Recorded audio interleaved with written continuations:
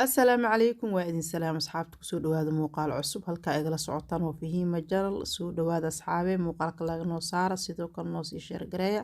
waad mahadsantihiin muuqaalkan waxaan ka baran karno waxaan ku arki doonaa muuqaalka dhamaadkiisa fadlan la soco oo daawada dhageyso marka qisadan waxay ku bilaabanaysaa sida tan nin baa beri waxa uu qaba xaas ninka waxa uu ahaa nin markaas iska danyara oo iska faqiira oo maalintii waxa uu soo shaqeeyo oo kaliya ayaa dabka lagu shidan jiray ninka waxa ay xaas ku heysay 3 ciyaal ah ninku subax kasta waxa uu u bixi jiray in uu markaas nolol maalmeedka reerka soo dhiciyo sidoo kale aad buu u jeclaa ciyaalkiisa iyo xaaskiisa markasta uu guriga uu ka tagayo wuxuu u sheegi jiray xaaskiisa inuu aad u jecel yahay sidoo kale maalin maalmaha kamid ah hadii uu dhaqaale fara badan uu helana oo wax walba oo markaas ayada ay jecesha uu u soo gadi doono ninku gabadha wax yar waa uu ka da'weynaa hase ahaatee gurigooda guri dhisan ayuu ahaa marka waxaa jirta gabadhu waxay saaxiib la aheeday gabar kaleeto gabadha kaleeto gurigeedu waxa uu ahaa guri markaasi maasha Allah kaala arag qurux badan ninkeedu wax walba oo markaasi gabadhaas ay dalbato waa uu keeni jiray marka gurigoodu wuxuu ahaa guri markasta iska qurux badan iska sharaxan xaaskaasna habi ay iska eed macnaha ninkeeda ayaa wax walba ay u baahato u soo gadi jiray laakiin qisada aan ka hadlayna gabadha ee ku dhacday ninkeedu nin iska faqiir ayuu ahaa waxna ma haysan subaxdii marka uu baxo waxa uu 2,000 uu maalintii soo shaqeeyo ku soo iibin jiray qudaar yar ama wax yar oo hilib ah si reerka ay u karsadaan mar walba xaaskiisa waxay sameyn jirtay inay ninkeeda ku qayliso la muranto ayada oo gunuunucaysa ay u jawaabto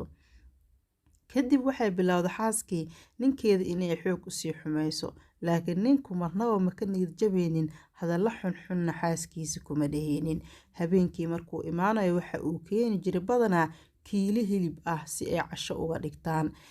habeenada kamida waxay bilowday gabadhii ninkeeda markii uu u keenay kiilada hilibka aheyd in ay daaqada ka tuurto habeenkii labaad ninka oo u jeedo ayay banaanka kiiladii hilibka aheyd ku tuurtay asagoo ma haysto oo ma awoodo kiiladaas hilibka wax ka badan maalintii oo dhan lacagta uu shaqeeyo kiiladaas hilibka ayuu ka soo bixin jiray si reerka ay u cunaan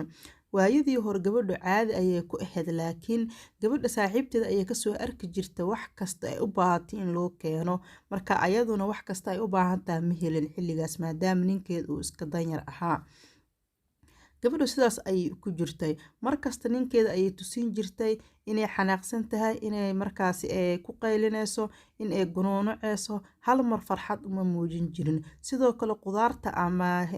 hilibka uu habeenkii keena waa kiiladii hilibka ah siga oo u jeeda ayay daaqada ka tuuri jirtay ama albaabka ayay ka tuuri jirtay ninku ma uusan ka xanaaqi jirin maadaama uu xoogo gabadha ka da'weynaa sigoo qoslaya oo dhool cadeynaya oo faraxsan ayuu ku dhihi jiray maalmaha kamid ah hadii aan lacag badan helo waxaan kuu sameyn doonaa wax kasta u baahan tahay hal heeskiisa ayuu ahaa eragaasi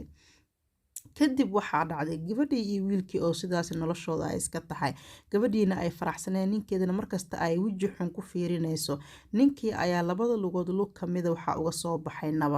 nabarkii markaa ninka waa uu shaqo tagi jiray laakiin inta uu nabarka cusbaa wuxuu sameyn jiray inuu maalina shaqada aado maalina iska daayo marka nabarkii waa uu soo weynaaday muddo 1 sano camal marka uu ku yaalay waxa uu tagay dhaqtar waxaana loo sheegay in cudurka kansarka uu lugta uga dhacay isla markaasna hadaa lugta la goonin uu jirkiisa oo dhan uu ku faafayo ninkii xilligaas ma awoodin inuu iska jaro maadaama uu danyar iska ahaa xaaska ma shaqeyn jirin ciyaalkaas ayay u xanaaneyn jirtay ninku waxaa dhacday 3 sano markuu xanuunkaasi hayay isla markaasna uu shaqadii inuu aado uu kari waayay inuu dhaqtar aado isla markaasna lugtii laga gooyo lugta xilliga laga gooynayo waa xilli uu cudurka ku sii faafo ilaa canjirka uu sii marayo marka lugtii waa laga gooyay laakiin waxaa loo sheegay cudurka inuusan weli dabar go'in oo weli jirkiisa uu ku jiro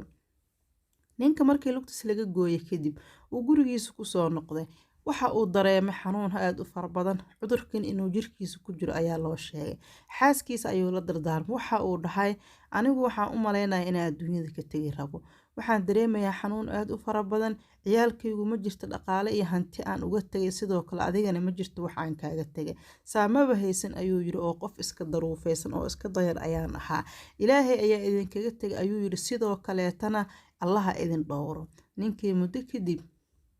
waa uu geeriyooday. Marka uu geeriyooday kadib maxaa dhacay? Waxaa dhacday gabadhii in markaasi ciyaalka yaryaraa uu odagu uga tagay maalmihii oo geerida iyo markaasi tacsida markii laga soo gudbo kadib ciyaalkii yaryaraa wax ay siisay ayay waayse. Saa ma shaqay jirin ayada, qof kale oo ay wax ka sugaysana ma jirinin. ciyaalkii marka waxay siisay ayay waayse kadibna waxay bilowday in ay markaasi bilooyinkii ugu horreeyay ciyaalka ehladooda ay uga soo qaaqaado xoogo bariis ama markaasi masaga ah si ciyaalka ay u siiso. Laakiin markii dambe waa la dhibsaday gabadhan iyo saddexdeeda ciyaal ah oo qaraabadii ayaa dhibsadeen. Waxa ayna gabadhii bilowday in ay banaanka iyadii ciyaalka fadhiistaan isla markaasna ay dawarsato wixii soo galana ay markaasi ciyaalka ay siiso. Maalin maalmaha ka mid ah ayaa waxay soo xasuusatay odageedii iyo hilibkii uu keeni jiray oo ay ka tuuri jirtay daaqada ayada oo markaasi ka sugaysa hilibkaas hilib ka badan ama wax ayada u qalma. Way baxeen ayadii ciyaalkeeda waxayna aadeen qabrigii dushiisa ayay ku oysay. Waxa ayna tiri hadalladan, waxay dhahday waxaan isla soo marnay nolol aad u kala duwan, laakiin xilligaad ila joogto ma dareemi jirinin, ma ku dareensii jirin ayay tiri, mana ku sii jirinin wax farxad ah. Markasta waan kugu qeylin jiray, waan ganuunici jiray, waxaana raadin jiray waxa aad haysato wax ka badan. Way fiicnaan lahayd haddii ay xilligan ila joogi lahayd in aan ku raali geliyo, laakiin maysan dhicinin. Kiiladii hilibka aheeda ee aan daaqada ka tuuri jiray ayay tiri maanta nus kiilo xitaa ma haysan oo ciyaalkaagu waxay cunaan ma lahanin. Runtii waxay tiri aad baa uga xumaa inaa garabkayga ka baxday, laakiin waxa aan dareemaya inaa garabkayga ka baxday markii aad geeriyootay ee ma dareemeynin xilligii aad ila joogtay.